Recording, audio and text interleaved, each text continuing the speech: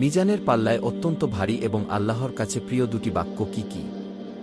উত্তর: সুবহানাল্লাহি ওয়া বিহামদিহি সুবহানাল্লাহিল আযীম।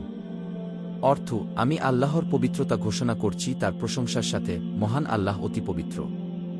সহিহ বুখারী হাদিস ৬৪০৬। পবিত্র কুরআনের কোন সূরায় কোনো বিসমিল্লাহ নেই এবং কেন?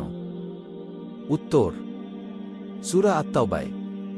কারণ এই সূরায় কাফির ও মুশরিকদের প্রতি আল্লাহর কঠোর হুঁশিয়ারি ও আযাবের কথা বর্ণিত হয়েছে, যেখানে রহমতের বিসমিল্লাহ স্থান নেই। সূরা আত-তাওবা কুরআনের নবম সূরা।